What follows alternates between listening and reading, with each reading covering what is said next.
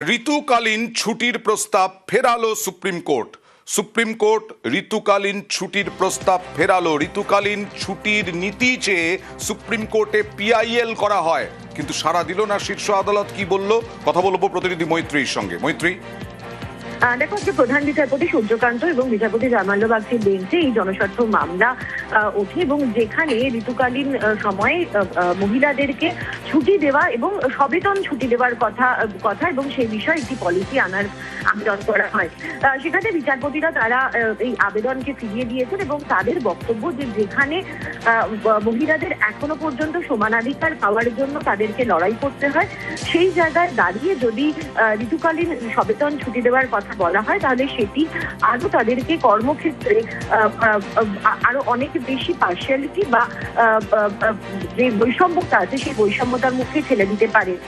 এক্ষেত্রে দাঁড়িয়ে তারা কেন্দ্রের ওপরেই পুরো দায়িত্ব ছেড়েছেন এবং তারা বলেছেন যে যদি কেন্দ্র মনে করে তাহলে তারা এরকম ধরনের কোনো পলিসি আনতে পারে। এবং আরো একটা বিষয় আজকে সর্বোচ্চ আদালতে প্রধান বিচারপতিদের তরফ থেকে বারবার করে উঠে এসেছে যে যেহেতু এই জনস্বার্থ মামলা দায়ের করেছিলেন একজন পুরুষ এবং তাদের বক্তব্য ছিল যে যদি মহিলারা তারা মনে করেন যে তাদের এই দাবির তাদের জানানোর প্রয়োজন তাহলে তারাই আসুক এবং তারা যথেষ্ট সমর্থ সর্বোচ্চ আদালতে নিজেদের দাবি নিয়ে নিজেরা এসে পৌঁছানো। ওকে।